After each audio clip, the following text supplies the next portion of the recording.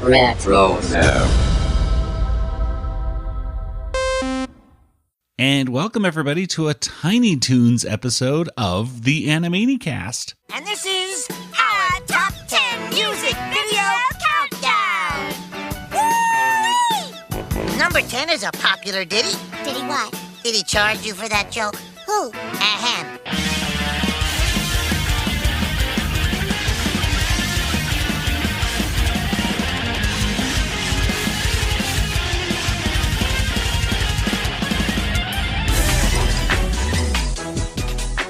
And welcome everybody to another episode of Talkin' Tiny Toons. Yes, this is the spin-off series of the Animaniacast. This is the podcast where we talk about Animaniacs, but we also talk about Tiny Toon Adventures and Pinky the Brain and Freakazoid. And like I just previously said, today we're talking about Tiny Toon Adventures, specifically Toon TV. I am Joey, and joining me is my brother Nathan.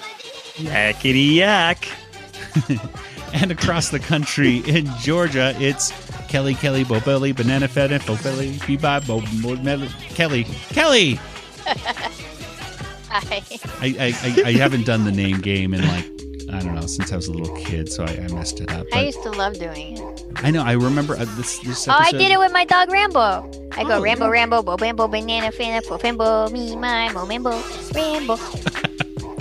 Well, this episode did bring back a lot of great memories from my childhood. This episode was chosen by our chosen people, by our patrons over at patreon.com/Animaniacast. So, yes, if you'd like to help choose episodes of Tiny Toons and Pinky the Brain for our upcoming reviews, well, hey, become a patron and then you can help decide what we should talk about. But I was excited to talk about this episode of Toon TV. But what would you say about it? Nathan, Kelly, if someone were to ask you in just a few words about this episode, what would you tell them? Nathan? It's kind of like MTV. Very good. Very unlike MTV, though, because this is actually playing music. Oh, that's true. And Kelly, what about you? Oh, I'd say that they probably paid a lot of money for those songs they used. Some of them. I agree. Although this one seemed to have less music than the, I would say, expensive music than perhaps the other I feel like ones. they may have paid less for this one than the other, because I'm like, oh, some of these are pretty old songs. I wonder if there's just like, here's a cheap song. Yeah, there wasn't, and in fact, they came up with a couple of songs they themselves. wrote new ones, yeah. Yeah, they wrote brand new ones. So more like parodies. Yeah, no, they might be giants in this one or anything like that. But we do have a lot of cool songs in this one. But Nathan, why don't you tell us, when did this episode first premiere? Well, Joey, this episode first premiered on a Monday. It was November 9th of 1992. And since it's a musical episode, I've got some music trivia to go with it. So on this day, the Australian-born singer Kylie Minogue ended her working relationship with the UK songwriters and record producers Stock Aitken Waterman and the record label PWL. You know Kylie Minogue. I do. I don't know. Okay, good. She's pretty. Yes, she's pretty and she's a good singer. Yes. But I look at her and I go, "You pretty, Kylie Minogue." Anyway. Joey. I'm sorry, she's pretty. The magazine Vibe releases a special fall preview issue before their actual launch in 1993. And the MP3 file format is developed as part of a video compression standard in the year 1992 at some point. I don't know when that happened, but... So there you go. So MP3s were born. Born in the year 1992, and so was this episode. So there you go. That's your connection. There we go. Excellent facts right there. Okay. Well, this is the episode 90 of Tiny Toons. You can find it on Hulu or DVD or probably other places on the internet. It is the 12th episode of the 3rd season. So let's go ahead and get right into it. Let's talk about Toon TV.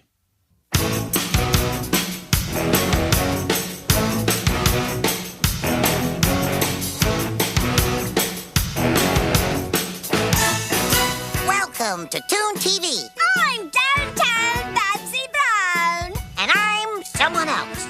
And Toon TV was written by Rich Aarons, Sherri Stoner, and Peter Hastings, and it was directed by Rich Aarons. And I just looking at some of the styling in this, I could really see a lot of Rich Aarons stuff. But let's go and get into.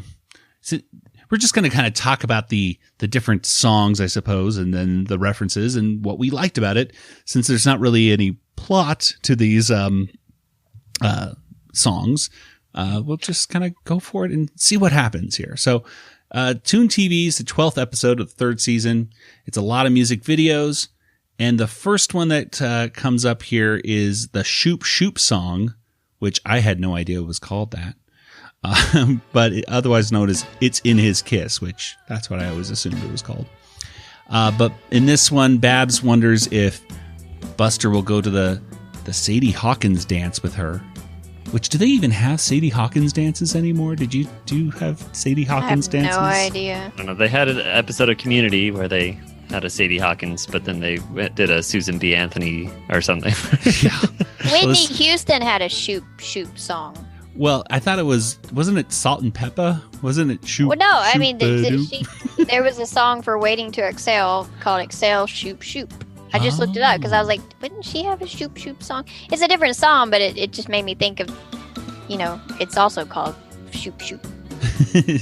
Well, it's a lot of cool, background shoop, shoop, shoop in this song. So, but yeah, Sadie Hawkins, I don't think they have those anymore. So for kids who don't know, that's where the girl is supposed to ask the boy to the dance, because everyone knows how awful it would be if a girl normally asked a boy.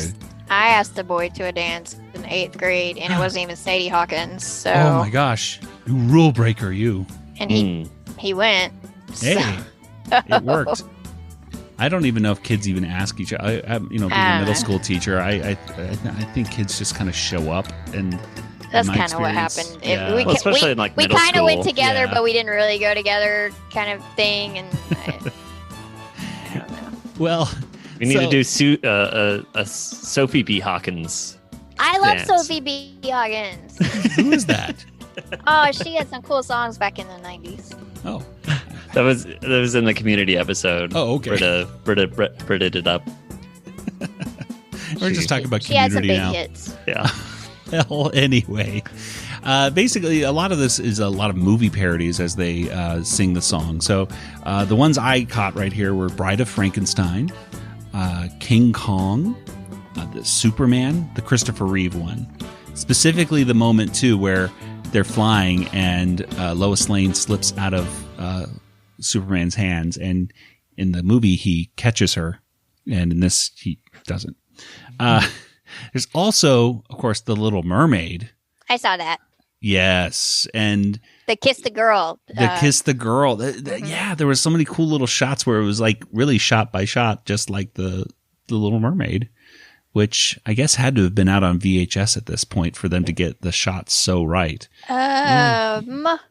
Maybe. Well, it came right? out in theaters in 89? So I don't know. It used to take Maybe. a while to. Well, even if they didn't, they had Sherri Stoner writing this episode, who we all know. Yeah, because they was- would have had to start producing it and animating it, before it aired. Do you think she modeled for the silhouette for Babs of Bunny?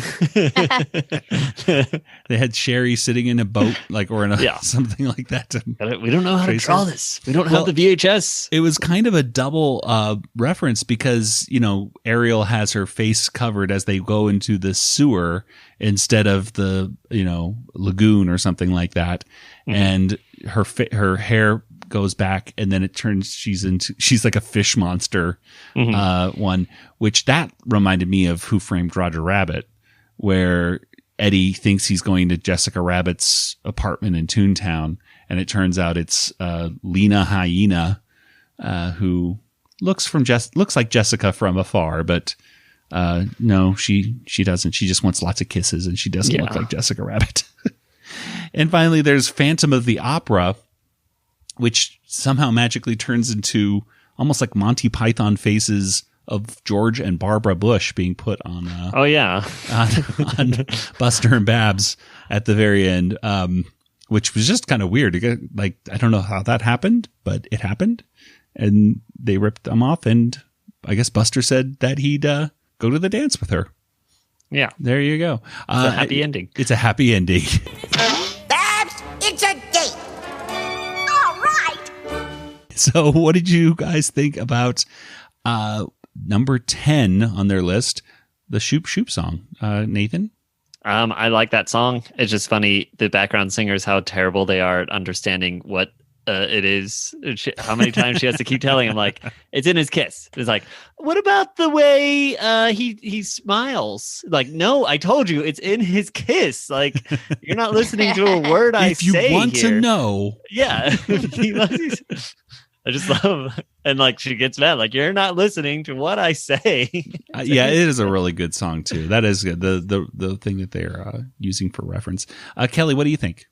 I like the Little Mermaid bit, and yeah, it's a cute song. It was neat to see all the different little scenes that they, went through, and just it's cute. Yeah, definitely. Well, let's go ahead and move right into the next one, which I guess they skip. Do they skip number 9 on their list? They skip a couple numbers. It's 9, 3, and 2 are so all it's skipped. So you'll have to find out on your own, ladies and gentlemen, the deleted scenes of what the top 10 were. There's no deleted scenes anywhere that we know of. Well, so we'll ask Tom Ruger someday. Yeah, if he has in his notes somewhere. So I'm sure he has boxes full of notes of episodes. So maybe in there somewhere they have something, but it would take hours for him to, I'm sure, find it. But I'm sure he has it somewhere. Well, number 8 was Video Game Blues, and this was to the Sugar Plum Fairy and the Russian Dance from the Nutcracker. And Foul Mouth, voiced by Rob Paulson, sings a song about video games, and Plucky is singing it too. And it's very relatable, I think, to a 90s kid when you had to get lots of quarters to keep playing the video game. And Plucky just needs a lot of them because he keeps losing. Oh, you need a quarter to save the world from order. Better beg your mommy quick. Oh, please. Just one more. Oh, please. I must score. Oh, please. Oh, please. Oh, please. Oh, please. Oh, please. Oh, please. You're back to get revenge right now. The Martians aren't laughing now. You're flying high, it seems. But wait, this cannot be. The Martians are in back of me, surrounding me with beams of energy. Alas, it seems you cannot win. The Martian smiles his evil grin. These games are rigged. They're owned by Martian pigs. But I'll get even. Just watch me. I'll build my own games, and you'll see the bad guys will look a lot like me. I'll put it in a Mars arcade and beat those Martians that I played. I know their tricks. I'll do the same. I'll fix those guys. I'll rig my game. They'll get addicted and pay me their quarters till eternity. And then I can afford to play all night and every single day. And I will shout, hip, hip, hooray! I won, I won, I won, I won, I won, I won, I won, I won, I won! I mean, it's all like the game Space Invaders. It's kind of referenced, but the music is from Tetris. Is it? Well, I guess the little bit. It's Russian. Yeah. It is. No, I mean they play the music in Tetris. They use Tchaikovsky's music. Oh yeah, some of the tracks you could pick other than the traditional one or whatever. But yeah, it's a fun one. I mean, this was another fun song.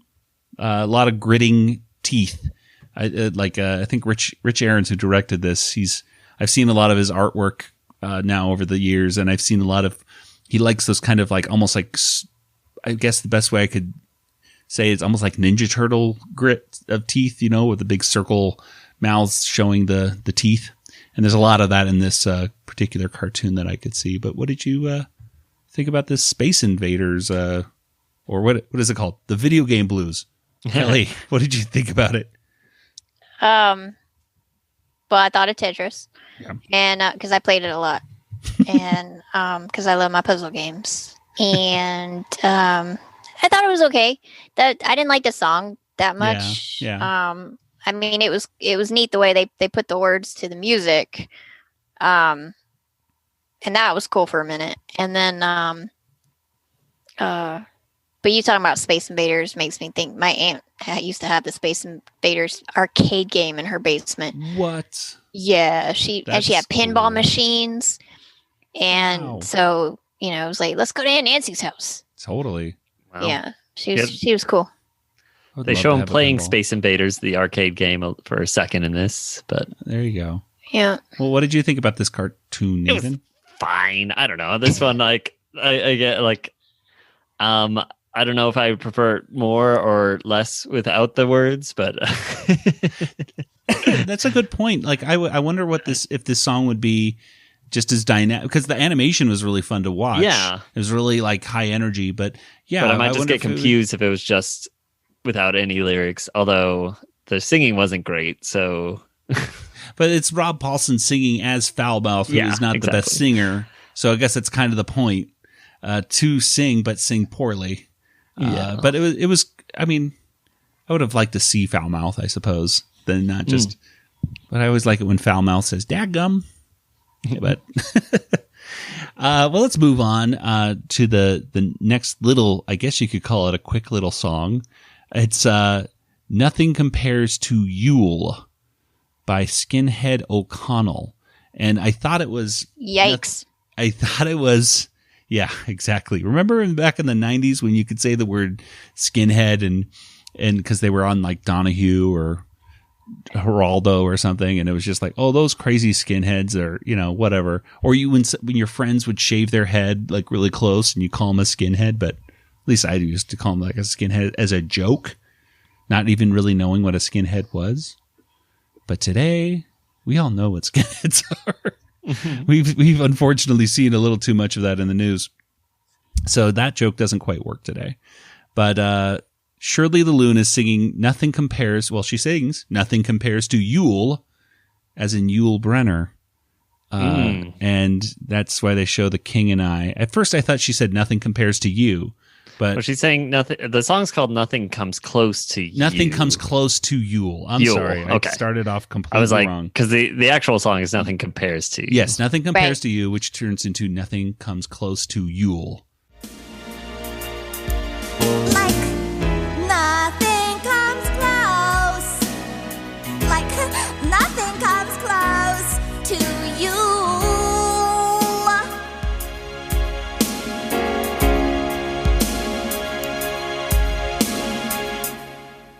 Okay. So there you go. It was, I don't know what to say about it. Nathan, have anything to say about it?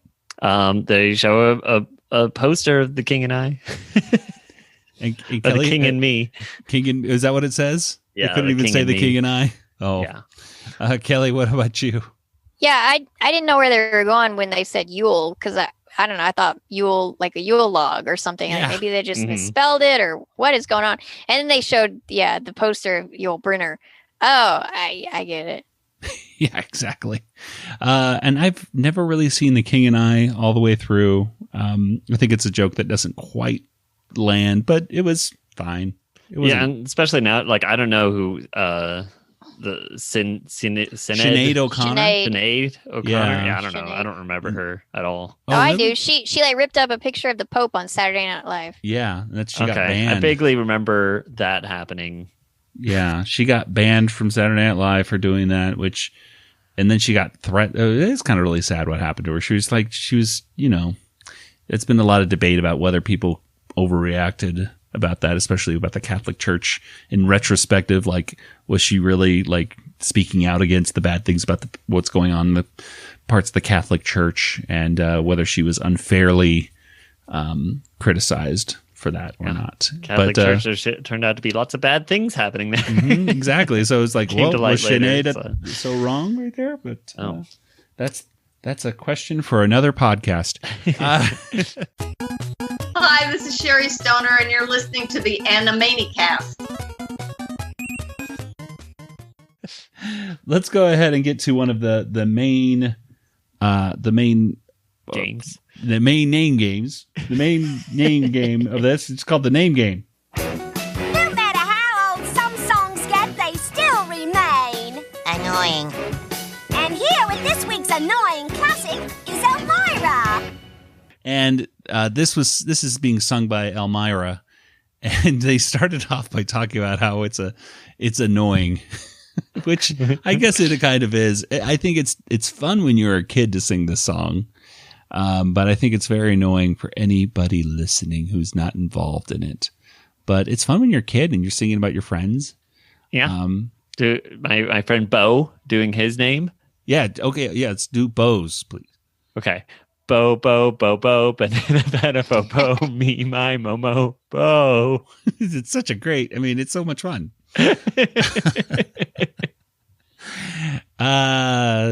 This episode's dedicated to Bo. He's not a listener. So. Oh, too bad, Bo. I take it back.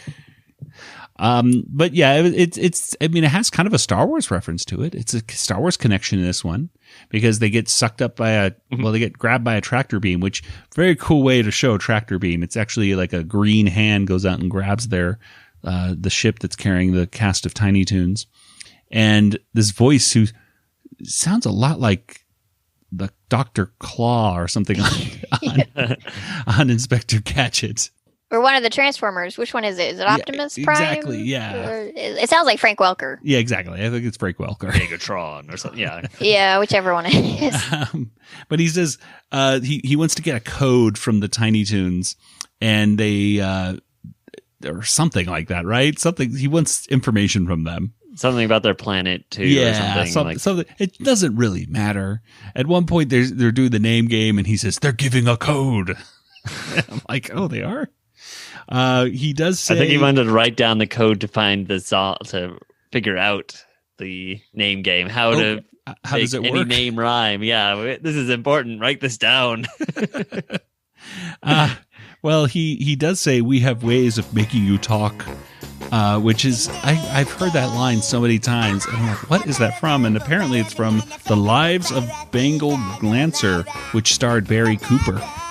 What year? I don't know. I didn't write that down, but I just thought that was kind of an interesting thing. Ralph is sort of in this one. Yeah. They're like, who's Ralph? Ralph? Who's Ralph? I think this is the first.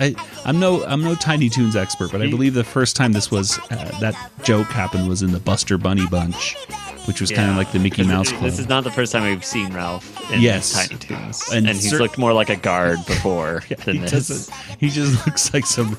I would say some random guy here. Bizarro Ralph. This was a different Ralph, but it was funny to hear. I remember same that voice. Yeah. I remember that as a kid, though, just something, Ralph, who's Ralph? Like, that's funny. Like, they're lean. Yeah, it's funny stuff. But Buster grabs an air hose that costs, like to pump up tires that happens to be in the ship and blows up the faux Darth Vader guy, and which also inflates the ship and blows it up as they escape. And that's pretty much it. But, What did you guys think about the name game song, Kelly? What did you think? Oh, it brought back, like I said, it brought back some memories because I used to go around and do that, and I do my own name, and I definitely like the Star Wars reference. Absolutely. Nathan, what about you? Anything you noticed? It's a confusing song. Like trying to explain how to do it. It's like it's not that difficult of a concept, but the way they explain how to do the Drop song the M and do the thing. It's way more complicated. You're making it sound way more complicated than it needs to be. Well, they also have in the gag credits in this one, right? They say that Plucky was quote unquote inadvertently omitted in the name game. Yeah. Which, you could see why they probably decided not to do Plucky's. It's probably my favorite gag credit of the entire Tiny Toons series. Yeah, because that was a good one. It's so like, huh? You get what we're saying. That a lot of kids would, number one, not even see it, and if they did, they wouldn't necessarily get it. So, good writing, Tiny Toons writers.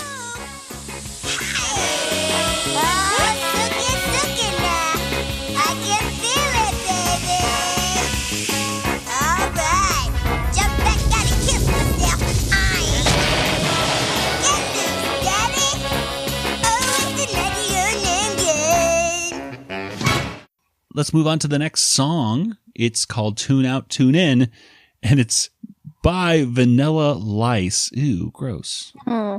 Well, Vanilla Ice is actually Rob Paulson once again, and he's singing a I would call it a quote-unquote rap. It's kind of like an early 90s or late 80s rap where people didn't really know what rap was necessarily, but they were trying. And I don't know, they sing about almost every character of Tiny Toons. Yeah, there's a couple that were missed out. Fifi, Concord, the Condor, and Sweetie Bird. Yeah.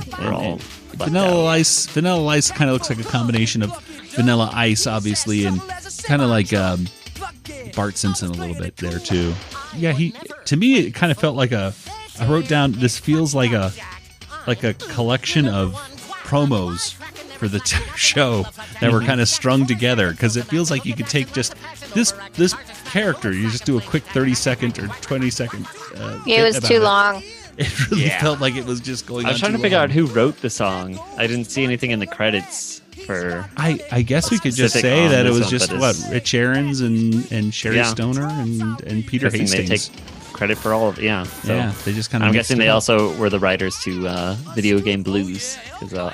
Yeah. They just kind of split the credits on it. They probably all had their writing bits in it. It was a little too long. I did like the sampling in it, however, of characters' lines and the little. I just like little elements of it. I like the sampling of it.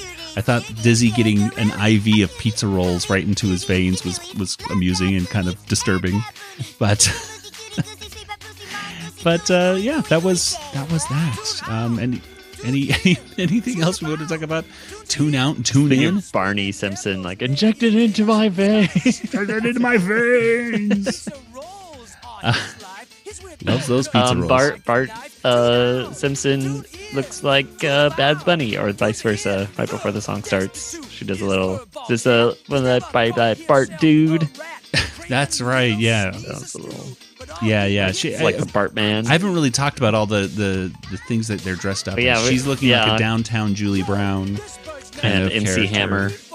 Yeah, this giant clock, I guess. Right? I thought that was somebody. That's Flava Flav. Oh, was it Flavor Flav that has the clock?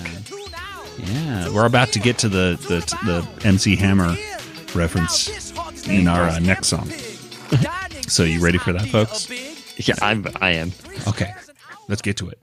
The next song is number 4, Do You Love Me? And this, Buster keeps, he's lip-syncing the song, Do You Love Me? Trying to show off his new dance moves. And let's see, what do we got here? We had a few cool kind of references here. The thing that came to mind with, number 1, he's showing himself learning how to dance, and these footprints are being put on the floor so Buster can kind of follow the footprints. It was very reminiscent to a Goofy cartoon. So they start off the little segment of the song with How I Learned to Dance, and the footprints get put down. Well, this is, I believe, a reference to the Goofy cartoon called How to Dance, where Goofy does the same thing. He puts down little feet all over the place, and he has to step on where the feet are. So there you go. That's got to be a reference to that. That was done at the Acme Murray Dance Studio, which... Oh, like Anne Murray, right? Maybe? It's an Arthur Murray Dance Studio. Is a real thing, I guess. Oh. I was like, I bet that's something. That's definitely something. Yeah, good Googling, Nathan. Yeah. Acme Murray is Arthur Murray. Okay, cool. I thought that for a second. I was like, is Murray somebody who's working on the show or something? Like, no. Yeah, I was like, what? There you go. Good Googling. All right. So Buster shows off a lot of dance moves. He does an MC Hammer thing. He does some... He's very loud. He's very loud. He's shouting in her ears. Yeah. Don't do that. Especially if you're a rabbit. Don't shout in your rabbit's ears. And stick your mouth right into their ears.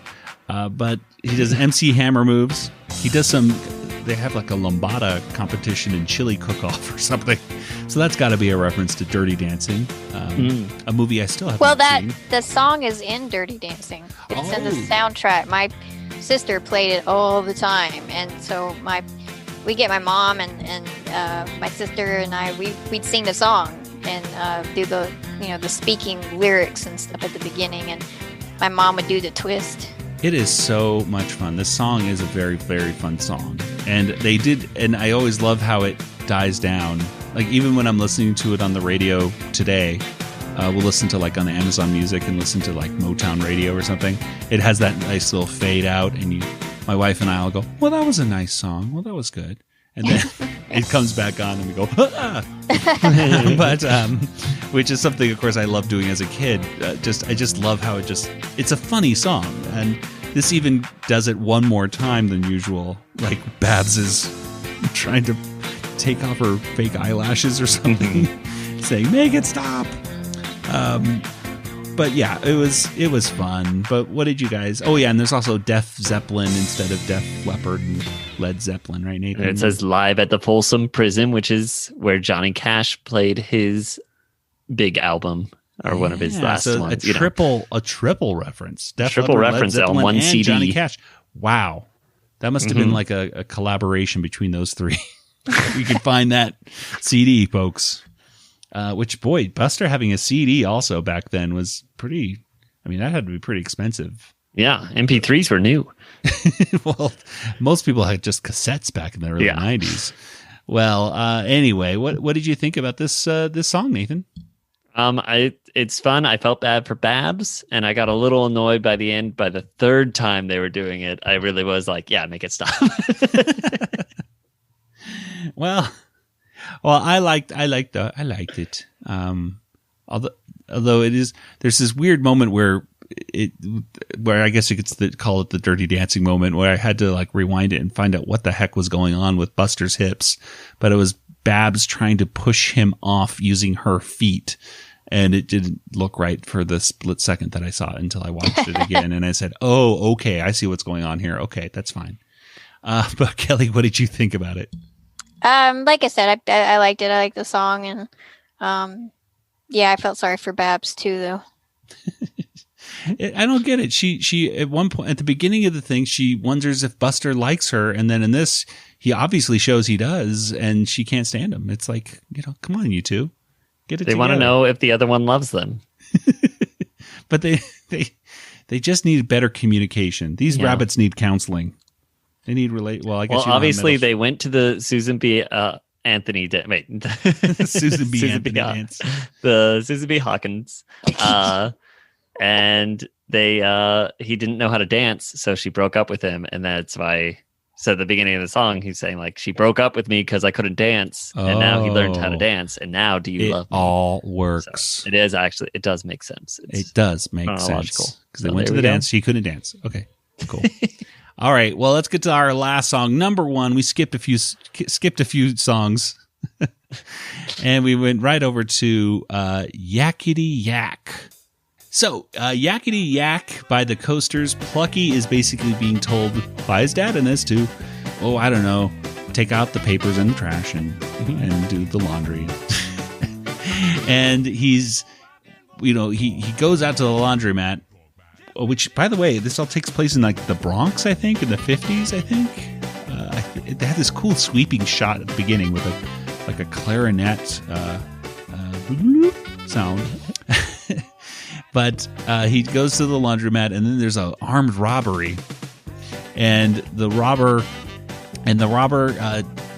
gets shot at, and somehow like Plucky has to get with the robber. Yeah, I think he breaks out of prison because he's in his prison outfit already. I think there's like a jailbreak or something. But they both Plucky and the guy get caught by Porky Pig. Porky Pig was a cop. I don't get that. They don't even get caught. They just drive their washing machine right into the jail. That's right. And then I was like, why is Plucky getting arrested for bringing in the criminal, basically? Like, he was the hostage, if anything, right? Yeah. Well, it doesn't really matter because Plucky's dad pulls him out, which this has got to be I don't even know if this is technically Plucky's dad because, I mean, we don't really see Plucky's parents. I mean, even in this one where it's the video game one, we once again see Plucky's mom from the waist down. Mm-hmm. And so I'll just call this guy an actor playing Plucky's father. But Plucky's father has the ability to stretch his arms out and get Plucky out of jail and bring him back in. And anyway, it's how does this all wrap up? The guy gets back out, and then they escape, right? Yeah, the Yaks chase down Plucky because he drives away with the criminal again, and then the Yaks are all cops, and they grab Plucky, I think, and take him away again, I think. Yakety Yak. Don't talk back. Well, I guess that's it, right? That's our episode. That was number 1, yeah. Although, I want to point out something kind of cool. The faces that are being shown as Buster and Babs are kind of introducing each segment, they're showing these weird kind of funky close-ups of humans behind them, these black and white photos, right? Did you two recognize at least one of those people? I wasn't looking. I missed it. Sherri Stoner is one of those. Oh. Yeah, there's a few shots where you can absolutely see Sherri Stoner there, and I am fairly certain Sean B. McCann is another one of them. I'm not sure. I know there's 2 other people in there, and as of this recording, I don't know who they are. But if I do figure it out, I'll make sure to let everybody know, just because I thought that was really cool. Just, they're not just random pictures. These are people, I would think, people making the show, making Tiny Toons. So it was a great way to have them have a cameo on the cartoon that they were writing. So, so the criminal that's in Yakety Yak, was that supposed to be like the hitchhiker from How I Spent My Summer Vacation? I think because so. He didn't really look like him, but he kind of looked like him. Well, that Yakety Yak one, it was really cool. I mean, it had a lot of cool dynamic angles, a lot of sweeping cameras moving around. It kind of felt like a Tex Avery cartoon to me a little bit, but what did you two think about that one?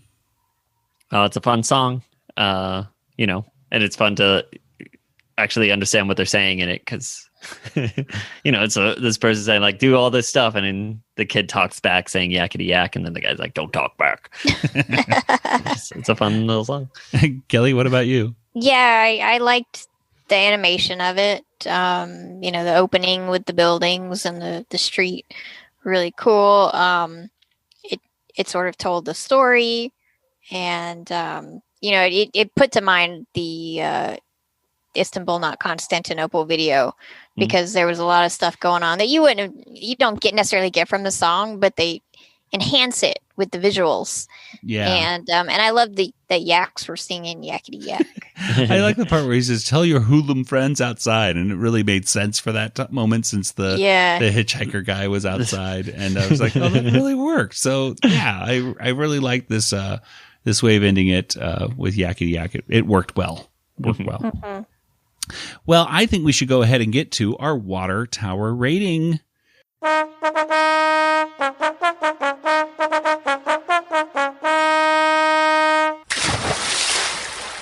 Out of 5 water towers, what do you think? How many water towers does this episode of Tiny Toon Adventures get? Nathan, let's start with you. Oh my gosh, I don't know. Oh gosh. Okay. It's been so long since we've given any Tiny Toons ratings. I know. I will give this one. Let's see. All right. I'm going to give it 3.5 because I liked a lot of the songs, but I also really didn't like some of the songs. Yeah. So 3.5 water towers for me. All right. And Kelly, what about you? I'm going to go with the same 3.5, and for the same exact reason. The ones that were good were really good, but then that Vanilla Ice song went on way too long. And yeah, I just fast forwarded. I did last too. time I saw it. I just I'm watching it a third time. I'm like, oh god, not this song again. I'm going to give it 3.5 as well. Yeah, the good segments are really good, and then the weaker segments are pretty weak.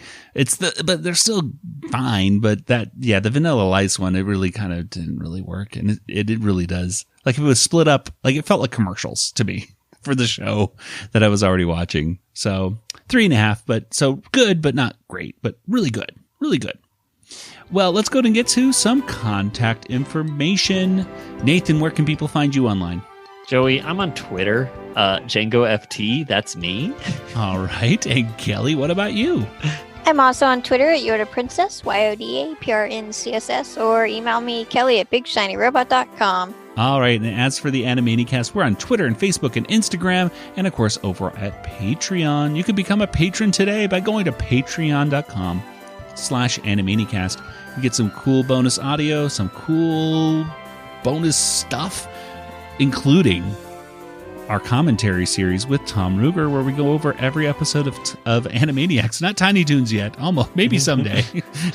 But we're going through every episode of Animaniacs and talking about all the hidden stuff and really just having a blast with that. So if you're interested, become a patron. And you can also go to our Discord server. We're a proud member of the Retro Zap podcast community. And that's to get a welcome to our Discord group with Retro Zap. Just go to discord.animaniacast.com today. That's free. That's free. Well, that'll do it for today's episode. So, for Nathan and Kelly, this is Joey saying good night, everybody. Good night, everybody. Good night, everybody. This podcast is not endorsed by Warner Brothers or Amblin Entertainment and is intended for entertainment and information purposes only. Animaniacs, Tiny Toon Adventures, Freakazoid, the Warner Brothers logo, all names, pictures, and sounds are registered trademarks and/or copyrights of their respective trademark and copyright holders. All original content of this podcast is the intellectual property of the Animaniacast unless otherwise indicated.